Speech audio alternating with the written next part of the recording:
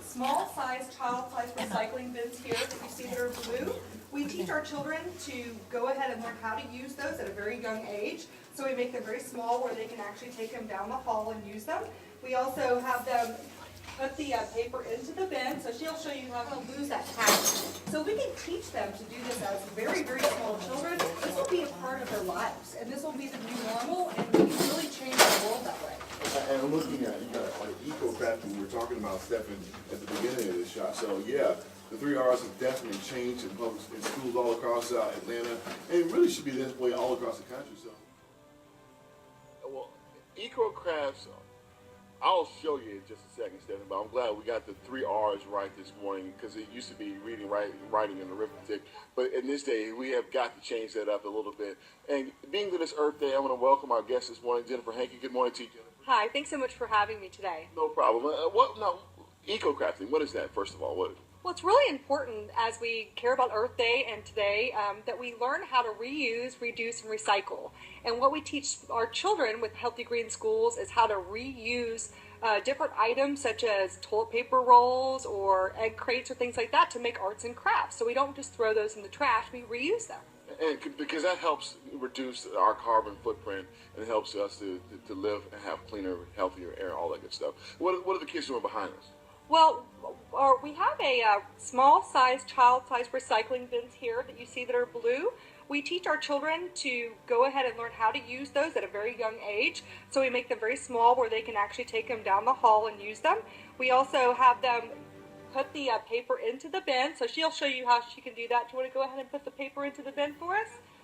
And it teaches them how they can learn how to reuse, reduce, and recycle.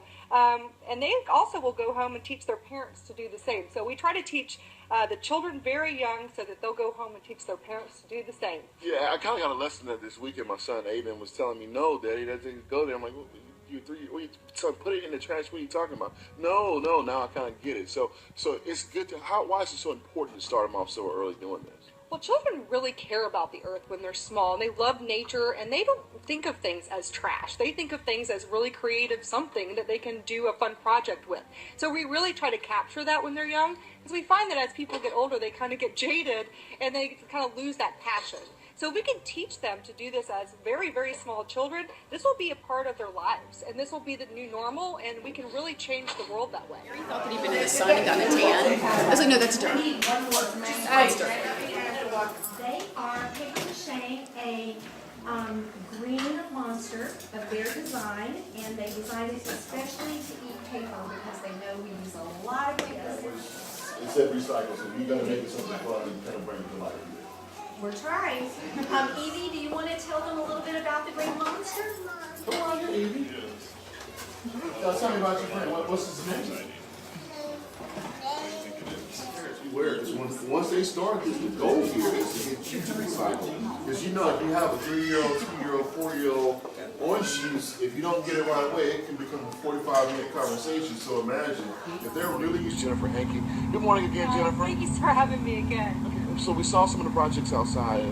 How important is this right now for these kids to understand recycling and reuse? Well, at Healthy Green Schools, we think it's very important. Not only do we get rid of adrogens and allergens out of schools, but recycling is a huge piece of what we address. At North Druid Hills Preschool, where we are right now, we actually want kids to get hands-on. And one of the things they're doing, we try to make it very different for each school. They're making a monster head that's going to eat paper, which is actually going to help them recycle.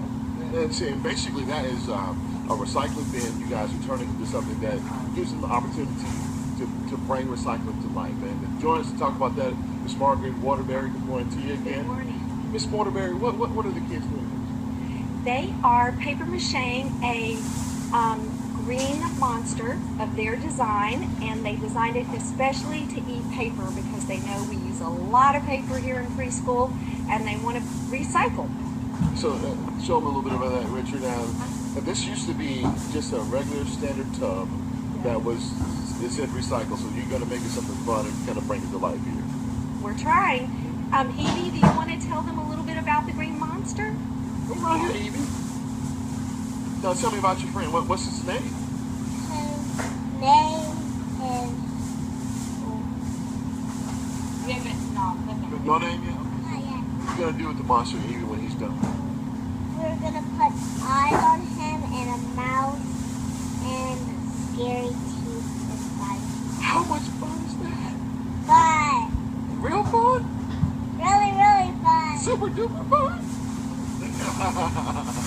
That's kind of some of the stuff that they're doing here, guys. That this gives the kids an early start at education. And you know, parents beware, because once they start this, the goal here is to get you to the cycle.